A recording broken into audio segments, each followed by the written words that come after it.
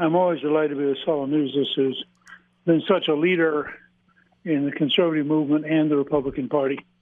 Welcome to the Saul's Newsstand News Rewind for July 26th, 2024. Stick around after the news video for a special message from 60 Plus.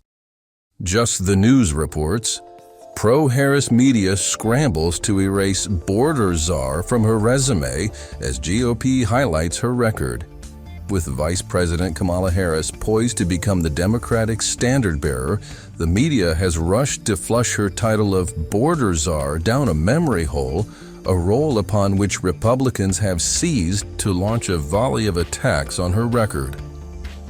Harris received the appointment from the White House in early 2021, at which time media outlets did in fact refer to her as the border czar. The Biden-Harris administration has faced a considerable amount of scrutiny over its handling of immigration and border security. More than 10 million people have illegally entered the United States under the administration's tenure, according to Customs and Border Patrol figures. President Joe Biden currently boasts a 31.5% approval rating on immigration in the Real Clear Politics polling average, while 62.2% disapprove of his handling of the issue. Townhall.com reports, NBC pollster hurls Kamala Harris's candidacy into a furnace. NBC's Steve Kornacki threw cold water on the Harris candidacy, namely that she's untested. Harris dropped out before the start of the primaries in 2020, and she's also equally unpopular as Biden and owns the same record. To 46, but I think it underscores for Democrats, they view this move as something that's going to improve their chances in the general election. That is based more on hope than it is on the numbers right now, because you go another level deep in this, and you've got the favorable, unfavorable, basic impression people have of these candidates here. For Joe Biden, look, these numbers have looked like this for a long time. Very, very bad numbers. 36 favorable, 57 unfavorable. Again, this in average of polls over the last month. So what's the difference with Kamala Harris? Again, not much of a difference from 36 favorable to 38, 57 unfavorable down to 52, but that's still a majority of voters saying they have an unfavorable impression of Kamala Harris. Harris is the only person who could legally inherit the Biden campaign war chest.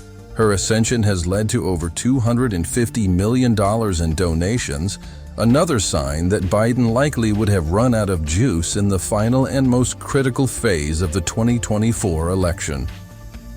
And finally, the Daily Caller reports, Dems strolling into Chicago for convention could end up getting a taste of the border crisis. Chicago expects tens of thousands of more migrants to arrive between now and when the city officially begins hosting the Democratic National Convention, according to city officials. The expectations come after Texas GOP Governor Greg Abbott, who has made the busing of illegal migrants to sanctuary cities a cornerstone of his Operation Lone Star initiative, said during the Republican National Convention that busing would continue. Chicago has welcomed in more than 43,000 migrants since August of 2022 and has so far spent around $150 million to house and feed them, according to the Chicago Tribune. Migrant housing cost Chicago roughly $1.5 million a day last year, but the price tag has since dropped to around $677,000 a day, according to Axios. We're senior citizens, and we give credit where credit is due. I will not cut 1 penny from Social Security or Medicare, and I will not raise the retirement age by 1 day. Thank you, President Trump, for fighting to protect Social Security and Medicare. Paid for by the American Association of Senior Citizens and not endorsed by any candidate or candidates committee. That concludes your Saul's Newsstand News Rewind for July 26th, 2024. For more political news faster, visit saulsnews.com.